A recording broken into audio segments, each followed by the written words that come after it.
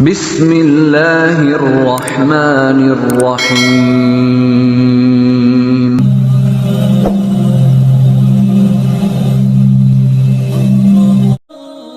Pernahkah kau duduk termenung dalam gelap malam, memandangi atap rumah sambil memeluk lutut sebab dompet kosong dan utang mencekik?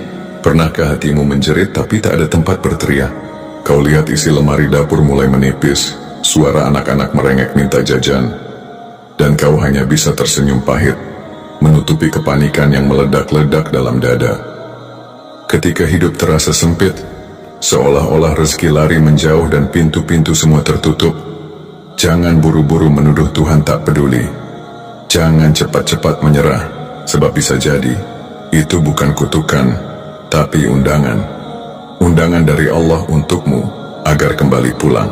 Uang memang tak di tanganmu, tapi lihatlah nikmatnya tak pernah berhenti mengalir. Masih ada udara untuk bernapas, kaki untuk berjalan, dan hati yang masih bisa berharap. Dan justru di saat itulah, saat seluruh sandaranmu runtuh, Al-Quran datang bukan hanya sebagai kitab bacaan, tapi sebagai petunjuk hidup yang memelukmu dalam kefakiran. Allah tak sekadar menciptakan manusia, lalu membiarkannya terombang-ambing. Al-Quran mengajarkan bahwa di balik sempitnya harta, tersimpan rahasia luasnya makna. Mungkin kau tak punya uang, tapi boleh jadi Allah sedang memperkenalkanmu kepada kekayaan yang tak bisa dibeli, yaitu tauhid, sabar, dan tawakal. Dan barang siapa bertakwa kepada Allah, niscaya Dia akan menjadikan baginya jalan keluar, dan memberinya rezeki dari arah yang tidak disangka-sangka. Quran Surat At-Talaq ayat 2 dan 3. Ayat ini bukan sekadar kalimat indah, tapi kunci yang menunggu kau genggam. Tak perlu menunggu jadi kaya untuk bersyukur, tak perlu menunggu bebas utang untuk tenang. Karena ketenangan tidak datang dari banyaknya uang, tapi dari dekatnya hati dengan Tuhan. Maka duduklah sebentar, tarik napas panjang, mari kita buka Al-Quran bersama. Biar ia berbicara, biar ia menyembuhkan. Sebab saat dirimu tak punya apa-apa, kau masih punya satu hal yang tak akan pernah habis. Janji Allah. Rezeki itu bukan hanya uang. Ketika kita mengatakan, aku sedang tidak punya apa-apa, seringkali itu berarti, aku sedang tidak punya uang. Padahal, benarkah engkau tak punya apa-apa? Bukankah masih ada tubuh yang kuat, akal yang waras, keluarga yang mencintai, dan iman yang meski goyah masih menyala? Di dalam Al-Quran, Allah tidak pernah membatasi makna rezeki hanya sebatas harta. Justru yang lebih utama adalah rezeki batin, ketenangan jiwa, kesabaran, iman, dan ilmu. Rezeki bukan hanya apa yang masuk ke kantong, tapi juga yang masuk ke dalam hati. Allah berfirman, dan kami telah menjadikan untuk kamu di bumi itu segala macam keperluan hidup, dan kami menciptakan pula makhluk-makhluk yang kamu bukan pemberi rezeki kepadanya. Quran Surat Al-Hijr ayat 20. Lihatlah ayat ini. Allah menyebut bahwa Dia telah menjadikan bumi penuh keperluan hidup, bukan keperluan uang. Allah menciptakan pohon yang berbuah, air yang mengalir, hewan yang bisa dimakan, dan tanah yang bisa ditanami. Semuanya adalah bentuk rezeki, walaupun tidak selalu berupa lembaran rupiah atau saldo digital. Tapi mengapa kita merasa miskin? Karena kita terlatih menilai rezeki hanya dari sisi materi. Kita diajarkan bahwa sukses adalah ketika uang banyak, rumah mewah, kendaraan bagus, dan saldo rekening tebal. Padahal, betapa banyak orang yang memiliki semua itu tapi hatinya kosong, rumahnya sunyi, dan tidurnya gelisah. Sebaliknya, betapa banyak orang yang sederhana hidupnya, tapi hatinya penuh syukur, wajahnya bersinar, dan tidur malamnya nyenyak karena bebas dari beban dunia. Inilah yang diajarkan Al-Quran. Ketika kita merasa kekurangan, Allah mengajarkan agar melihat ke dalam, bukan hanya keluar. Barangkali Allah sedang menyelamatkan kita dari kesombongan, dari cinta dunia yang berlebihan. Barangkali Allah sedang mengajarkan makna, cukup itu bukan tentang berapa banyak yang kau miliki, tapi seberapa dalam engkau bersyukur. Bukankah Rasulullah bersabda, bukanlah kekayaan itu dengan banyaknya harta, tetapi kekayaan adalah kaya jiwa. Hadis riwayat Bukhari dan Muslim. Jadi jika saat ini kau sedang dalam kondisi tidak punya uang, jangan dulu merasa tak punya daya. Mungkin Allah sedang menyiapkan hatimu untuk menjadi ladang syukur. Karena orang yang mampu bersyukur dalam kefakiran, akan lebih mampu bersujud dalam kelimpahan. Dan ingatlah, Allah tidak menilai manusia dari isi dompetnya, tapi dari isi hatinya. kunci rezeki ada pada takwa dan tawakal. Di antara manusia, ada yang mengejar rezeki seperti mengejar bayangan. Mereka berlari siang malam, mencari uang ke ujung dunia. Namun hatinya tetap gelisah, merasa tak pernah cukup. Sementara ada pula yang berjalan tenang, bersandar pada Allah. Dan rezeki datang menghampiri dari arah yang tak ia duga. Apa bedanya? Takwa dan tawakal. Allah berfirman dengan penuh jaminan, barang siapa bertakwa kepada Allah, niscaya dia akan mengadakan baginya jalan keluar dan memberinya rezeki dari arah yang tidak disangka-sangka. Quran Surat At-Talaq ayat 2 dan 3. Takwa bukan hanya amal ritual. Takwa adalah cara hidup. Ia adalah keputusan untuk hidup sesuai dengan rambu Allah. Menjauhi yang haram walau menggiurkan, memilih yang halal walau sedikit, dan menjaga kejujuran walau menyakitkan. Dan lihatlah, Allah tidak menyebut usaha keras sebagai kunci rezeki, tetapi takwa. Ini bukan berarti kita duduk diam, tapi takwa adalah fondasi, usaha adalah bangunannya, dan tawakal adalah atapnya. Tiga hal ini tak bisa dipisahkan. Orang bertakwa tetap bekerja, tapi ia tidak menjual keimanannya demi profit. Orang bertawakal tetap bergerak, tapi hatinya bergantung pada Allah, bukan gaji atau manusia. Ketika kita tidak punya uang, hati kita sering gelisah. Tapi kegelisahan itu bukan karena uangnya yang tidak ada, melainkan karena tawakalnya yang rapuh. Kita terlalu bersandar pada makhluk, lupa bahwa semua rezeki hakikatnya dari Ar-Razzaq, Sang Maha Pemberi rezeki. Mari kita belajar dari Maryam. Dalam kondisi sendirian, lemah, dan hendak melahirkan di bawah pohon kurma, Allah memerintahkannya untuk menggoyang batang pohon. Padahal batang kurma itu keras dan mustahil digoyang wanita lemah. Tapi Maryam tetap disuruh berikhtiar. Allah tidak membiarkan hambanya duduk pasrah tanpa gerak. Namun lihatlah hasilnya. Kurma basah pun jatuh dan mengenyangkan Maryam. Ini adalah pelajaran hidup. Usaha kita mungkin kecil, tapi jika dilandasi takwa dan dibungkus tawakal, hasilnya akan besar. Karena bukan usaha yang menghasilkan rezeki, tapi Allah yang memberikannya melalui usaha. Jadi saat dirimu tidak punya uang, jangan buru-buru panik. Lihat ke dalam dirimu, apakah kau masih menjaga sholatmu? Apakah mulutmu masih bersih dari gibah dan sumpah palsu? Apakah hatimu masih yakin bahwa Allah cukup? Bila belum, mungkin Allah sedang mengingatkan, perbaiki takwamu dan aku akan bukakan jalan keluar untukmu. Sedekah di tengah kesulitan.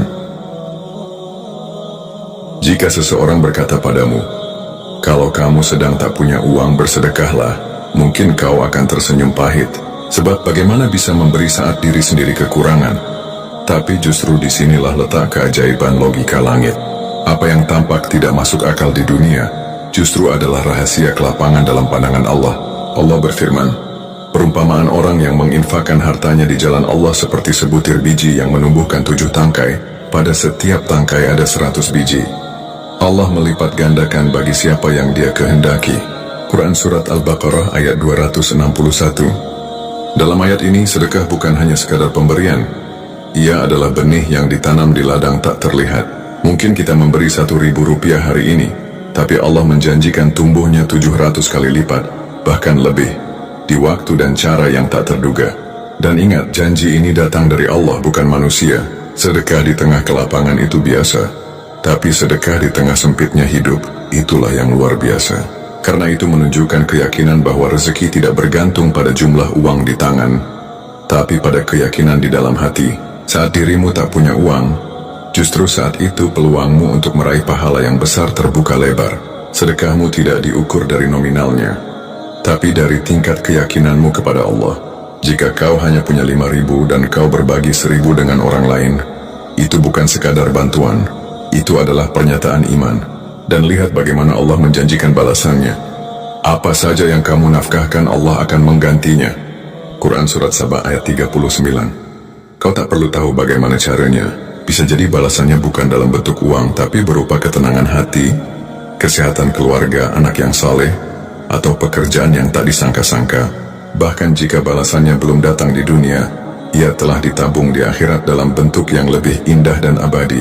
Jangan tunggu kaya untuk bersedekah. Justru saat itulah kau sedang diuji. Apakah kau percaya pada janji manusia atau janji Tuhan? Jadi ketika dirimu tidak punya uang, jangan tahan tanganmu dari kebaikan.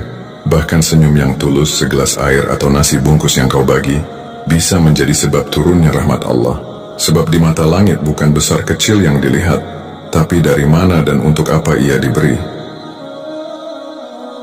Doa, istighfar dan rezeki yang mengalir dari langit. Saat semua jalan terasa buntu, satu-satunya pintu yang tak pernah tertutup adalah pintu langit. Di saat dompet kosong, utang menumpuk dan usaha seakan tak membuahkan hasil, Al-Quran mengajarkan satu amalan lembut tapi dahsyat, doa dan istighfar. Pernahkah kau merenungi doa Nabi Nuh alaihissalam kepada kaumnya? Maka aku katakan kepada mereka, mohonlah ampun kepada Tuhanmu, sesungguhnya Dia adalah Maha Pengampun. Niscaya Dia akan mengirimkan hujan kepadamu dengan lebat, dan memperbanyak harta dan anak-anakmu, dan mengadakan untukmu kebun-kebun dan sungai-sungai. Quran Surat Nuh ayat 10 hingga 12. Perhatikan rangkaiannya. Nabi Nuh tidak mengatakan bekerjalah agar hujan turun, agar harta datang, agar kebun tumbuh. Tapi ia mengatakan beristighfarlah. Seolah-olah rezeki duniawi yang kita kejar siang dan malam itu bisa datang dengan memperbanyak istighfar. Mengapa? Karena dosa-dosa adalah penghalang terbesar turunnya rezeki. Seperti sampah yang menyumbat aliran air di sungai, begitu pula maksiat yang menyumbat derasnya rezeki.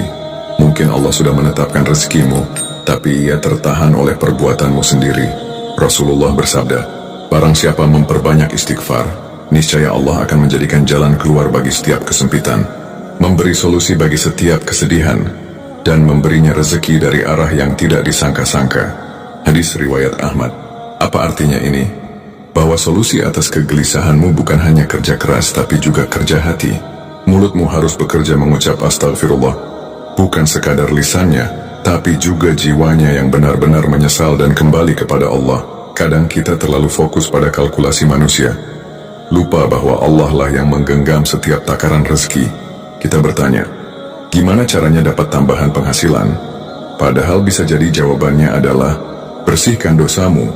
Ada orang yang rezekinya datang setelah ia memperbaiki wudunya. Ada yang setelah ia tinggalkan riba. Ada yang setelah ia minta maaf pada ibunya.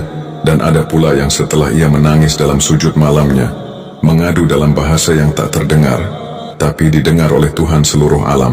Doa bukan sekadar pelengkap, ia adalah senjata. Ia adalah bentuk pengakuan bahwa kita lemah dan Allah Maha Kuat. Maka jika kau sedang dalam kondisi sulit, menangislah di hadapannya. Jangan hanya menangis karena tak punya uang, tapi menangislah karena terlalu lama jauh darinya.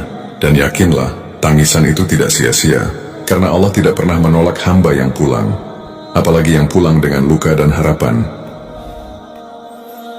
Yakinlah janji Allah itu pasti dan tak pernah tertukar.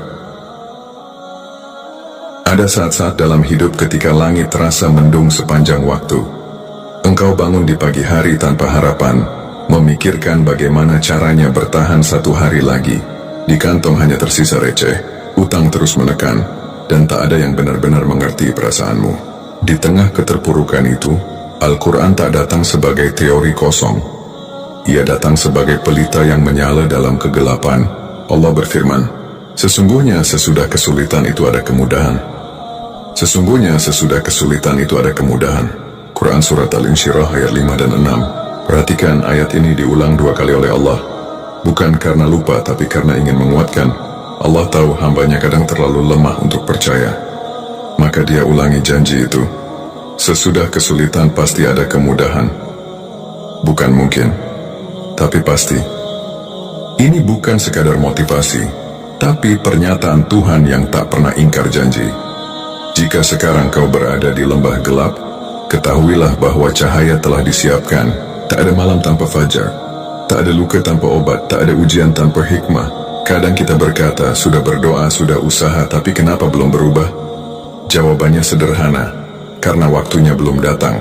Allah sedang mengatur segalanya agar nanti, ketika pertolongan itu tiba, hatimu telah siap menerimanya dengan penuh syukur, bukan dengan sombong. Bisa jadi Allah belum beri uang hari ini, karena Dia sedang menyelamatkanmu dari keburukan yang datang bersamanya. Bisa jadi Dia menunda pekerjaan yang kau impikan, karena Dia tahu jika kau terima sekarang, kau justru akan jauh darinya. Allah bukan hanya melihat kebutuhanmu hari ini, tapi juga masa depanmu yang kau tak tahu. Dan di saat seperti ini yang paling penting adalah satu, yakin. Yakin bahwa Allah tidak tidur. Yakin bahwa Allah tahu persis isi hatimu. Yakin bahwa tidak ada satupun pengorbananmu yang sia-sia. Meskipun tak seorang pun melihat tangisan dan perjuanganmu, Allah menyaksikannya seluruhnya. Bersabarlah. Rezeki yang tertunda bukan rezeki yang hilang. Ia hanya sedang menunggu waktu terbaik untuk datang, saat dirimu lebih siap, lebih bijak, dan lebih bersyukur. Karena Allah tak hanya ingin memberimu uang, tapi juga hati yang bersih dan iman yang kuat. Dan ketika akhirnya rezeki itu datang, kau akan mengerti mengapa ia harus ditunda. Kau akan mengerti mengapa Allah izinkan kau menangis. Karena dari tangis itulah tumbuh kekuatan. Dan dari kesabaran itulah lahir kebijaksanaan. Jangan menyerah, jangan berburuk sangka pada Tuhanmu. Karena selama engkau masih berpegang pada talinya, takkan ada malam yang terlalu panjang. Dan janjinya akan selalu datang, tepat pada waktunya. Saat tak punya apa-apa, engkau masih punya Allah. Hidup tak selalu mudah. Ada masanya engkau merasa tak punya siapa-siapa, tak punya apa-apa. Uang habis, harapan redup, dan langkah pun nyaris terhenti. Tapi ketahuilah, selama engkau masih punya Allah, engkau tak pernah benar-benar kehilangan. Al-Quran bukan hanya kitab yang dibaca saat lapang. Ia adalah pelita di saat gelap, penuntun saat tersesat, dan penghibur saat semua pintu tertutup.